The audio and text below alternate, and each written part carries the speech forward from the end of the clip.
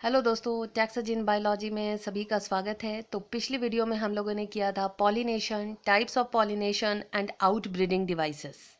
और आज के वीडियो में हम लोग करने वाले हैं एजेंट्स ऑफ पॉलिनेशन। तो पिछले वीडियो में हम लोगों ने ये जाना कि पॉलिनेशन क्या होता है। Pollination is the process of transfer of pollen grains from anther to receptive stigma of a pistil और कार्पेल। आज देखेंगे एजेंट्स ऑफ पॉलिनेशन, यानी कि वो एजेंट्स, वो फैक्टर्स जिसकी वजह से पॉलिनेशन अचीव होता है, वो कौन कौन से हैं। तो सबसे पहले इन एजेंट्स को हम लोग दो कैटेगरी में डिवाइड करते हैं, abiotic agents and biotic agents. Abiotic agents कहने का मतलब है नॉन लिविंग एजेंट्स और बायोटिक एजेंट्स कहने का मतलब है लिविंग एजेंट्स। अगर एबायोटिक की बात करें तो इसमें आता है विंड एंड वाटर, यानी कि विंड और वाटर की मदद से भी पॉलिनेशन अचीव किया जा सकता है। जो विंड पॉलिनेटेड प्लांट्स होते हैं उन्हें कहते हैं एनिमोफिली। याद रखें, एनिमोफिली। एनिमोफिली फ्लावर और anemophily plants, that means those plant और those flower which are pollinated by wind. Water, water से जो भी पॉलिनेट होंगे वो कहलाएंगे हाइड्रोफिली। तो आप देखेंगे वैसे फ्लावर्स जो वाटर से पॉलिनेट होंगे, यानी कि पॉलन ग्रेन्स वाटर की मदद से आए, तो वो होगा हाइड्रोफिली फ्लावर्स। बायोटिक एजेंट में जहां एनिमल्स का इस्तेमाल होगा, यानी एनिमल की मदद से पॉलन ग्रेन स्टिग्मा तक पहुंचेगा, वैसे फ्लावर्स को हम लोग कहेंगे जूफिली। याद रखिए, ऐसे फ्लावर्स को हम लोग क्या कहेंगे? जूफिली। तो आप देखोगे कि ए बायोटिक और बायोटिक ये दो एजेंट्स हैं, और आप देखते हो यहाँ पर बायोटिक एजेंट्स में एनिमल्स जूफिली, ए बायोटिक में विंड और वाटर, विंड को एनिमोफिली, वाटर को हाइड्रोफिली।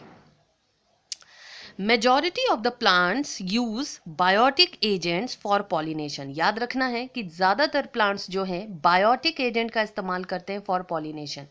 तो बायोटिक एजेंट्स जिसमें एनिमल्स आ जाते हैं, उसमें कौन कौन से एनिमल आ जाते हैं? तो आप देख रहे हो रेप्टाइल्स। रेप्टाइल्स में खासकर हमें ध्यान रखना है कि जेको लिजार्ड्स या गार्डन लिजार्ड्स हो सकते हैं, या कई सारे फ्लावर्स को स्नेक्स भी पॉलिनेट करते हैं। इंसेक्ट्स, इंसेक्ट्स में हम लोग बहुत सारे इंसेक्ट्स देखते हैं। Majority of the flowers are insect pollinated. आप देखते हो कि बीटल्स हो सकते हैं, फ्लाइज हो सकते हैं, बटरफ्लाइज हो सकते हैं, हनी बीज हो सकते हैं, इसके अलावा एंट हो सकते हैं, मॉथ, वास्प, ये सब के सब इंसेक्ट्स हैं जो कई सारे स्पीसीज को पॉलिनेट करते हैं। बर्ड्स, बर्ड्स में हम लोग हमिंग बर्ड्स, सन बर्ड्स, ये सब देख सकते हैं। मैमल्स, कई सारे मैमल्स भी पॉलिनेशन में मदद करते हैं, जैसे कि कई सारे रोडेंट्स होते हैं, अर्बोरियल या ट्री ड्वेलिंग रोडेंट्स होते हैं, या हम लोग देखते हैं लेमर्स हो सकते हैं, बैट्स हो सकते हैं। तो ये सब कुछ मैमल्स हैं जो बायोटिक एजेंट के जैसे काम करेंगे और फ्लावर्स को पॉलिनेट करने में मदद करेंगे। इवन हम लोग देखेंगे कि वर्ल्ड का जो लार्जेस्ट फ्लावर है, that is rafflesia, are pollinated by elephant. तो याद रखिए कि रफ्लेशिया फ्लावर को कौन पॉलिनेट करता है? एलिफेंट पॉलिनेट करता है। तो ज़्यादातर प्लांट्स जो हैं बायोटिक एजेंट्स का इस्तेमाल करते हैं for pollination. Only a small proportion of plants use abiotic agent. बहुत कम ही ऐसे प्लांट्स हैं जो ए बायोटिक एजेंट्स का इस्तेमाल करते हैं to achieve pollination, either wind या वाटर का इस्तेमाल करते हैं। चलिए, अब हम लोग क्या देखते हैं कि जो प्लांट्स ए बायोटिक एजेंट्स का इस्तेमाल करते हैं, वहाँ पे हम लोग क्या देखेंगे कि कहीं ना कहीं there is a very less chances, okay, pollen grains come in contact with a stigma। बहुत ही कम चांसेस होता है कि pollen grain जो है स्टिग्मा तक पहुंच सके। तो इस चांसेस को बढ़ाने के लिए प्लांट्स जो है कई सारे अडेप्टेशंस करता है। pollen grains का जो नंबर है वो कई गुना ज़्यादा होता है, और भी कई तरह के स्ट्रक्चरल अडेप्टेशंस करता है ताकि पॉलिनेशन अचीव किया जा सके। तो आप देखोगे, to increase the chances to come in contact of pollen grains with stigma and reducing the loss of pollen grains, the plants have various adaptations. तो ज़्यादातर पॉलिनेशन के चांस को बढ़ाने के लिए और पॉलन ग्रेन के लॉस को घटाने के लिए प्लांट्स कई तरह के अडेप्टेशंस लाता है अपने अंदर, और पॉलिनेशन अचीव करता है। तो सबसे पहला जो अडेप्टेशंस हम लोग देखेंगे वैसे प्लांट्स में जो एबायोटिक एजेंट का इस्तेमाल करते हैं फॉर द पॉलिनेशन, और एबायोटिक एजेंट में किसका इस्तेमाल करते हैं, विंड। तो अडेप्टेशंस फॉर विंड पॉलिनेशन, सबसे पहले हम लोग देखते हैं कि विंड से पॉलिनेट होने वाले प्लांट्स में क्या क्या अडेप्टेशंस होता है।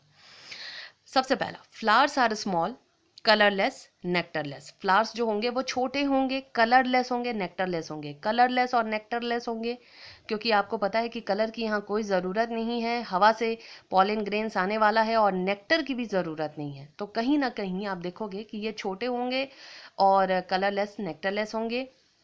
They often have single ovule in each ovary and numerous flowers are packed into an inflorescence like tassels of corn cob.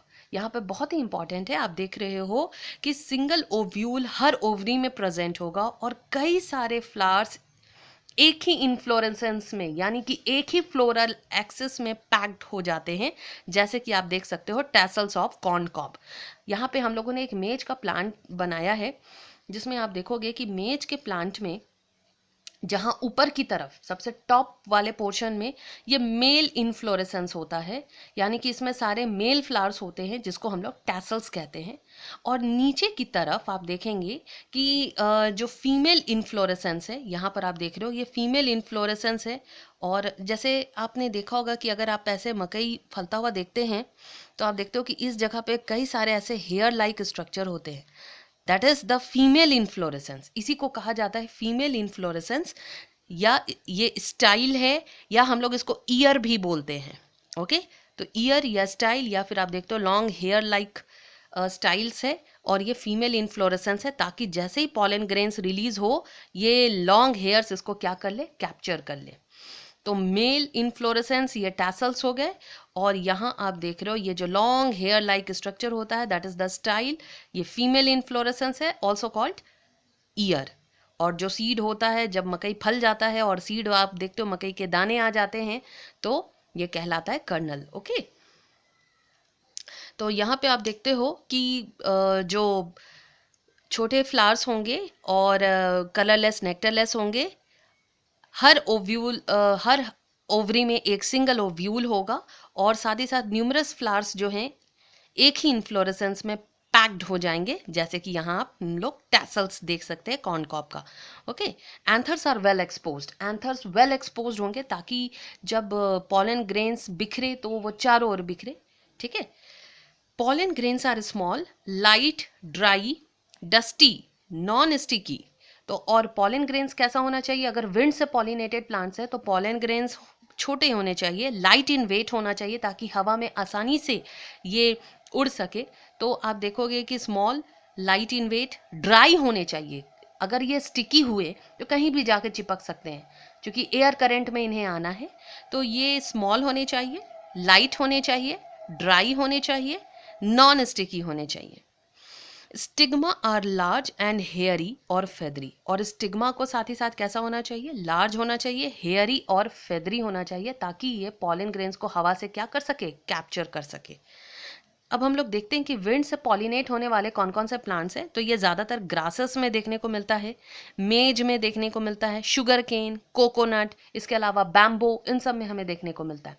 तो कुछ एग्जाम्पल्स जरूर याद रखें विंड पॉलिनेटेड प्लांट्स का, grasses, maize, sugar cane, coconut, bamboo etcetera. Okay, next हम लोग देखते हैं अडेप्टेशंस फॉर वाटर पॉलिनेशन।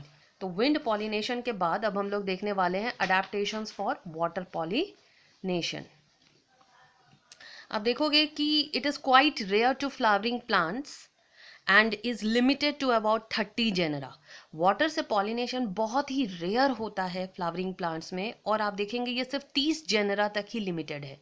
ये लर्न रखें आप ज़रूर, क्योंकि ये ज़्यादातर क्वेश्चंस पूछे जाते हैं बोर्ड एग्जाम्स में, 1 मार्क्स में पूछे जाते हैं, या फिर आप देखते हो कि मेडिकल एग्जाम्स में भी ये पूछे जाते हैं ऑब्जेक्टिव्स में। तो it is quite rare to flowering plants and is limited to about only 30 genera. याद रखेंगे कि वाटर से पॉलिनेट होने वाले प्लांट्स केवल 30 जेनरा के अंदर ही आते हैं, और ये सब मोस्टली कैसे होते हैं, मोनोकॉटिलेडन्स होते हैं।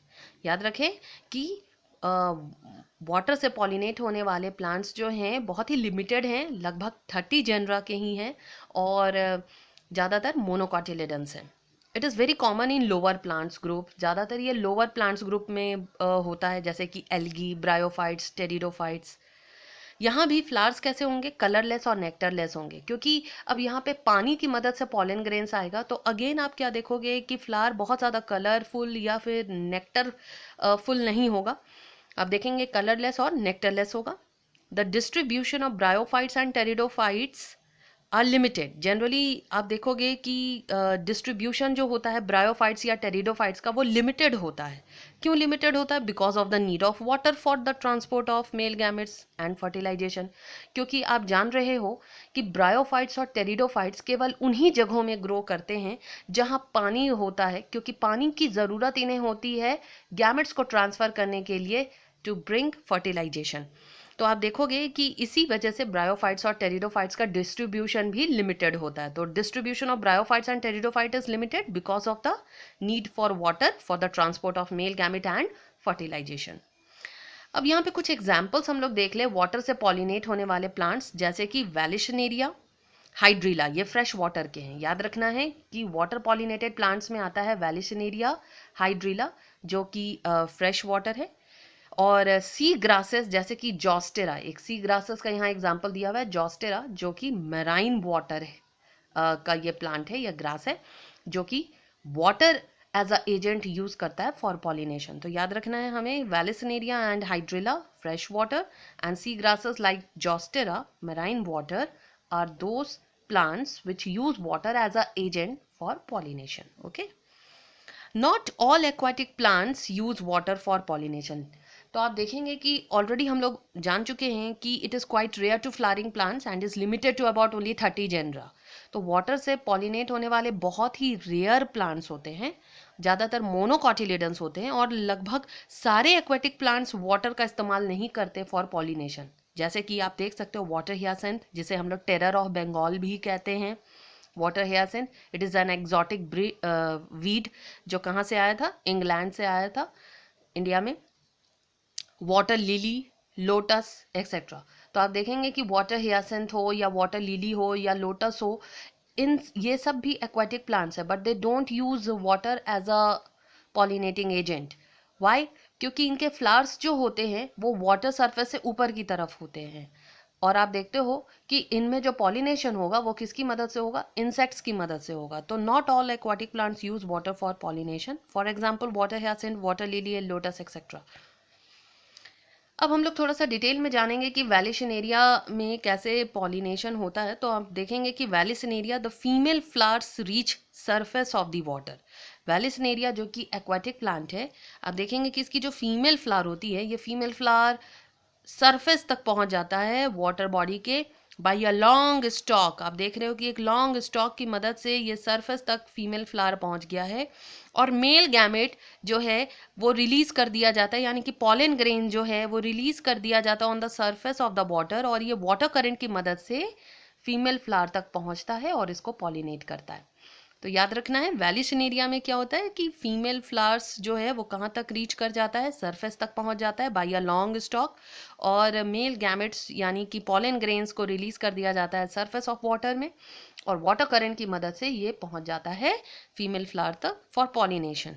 Okay, what happen in case of sea grasses? In sea grasses flowers remain submerged in water and pollen grains are released inside the water.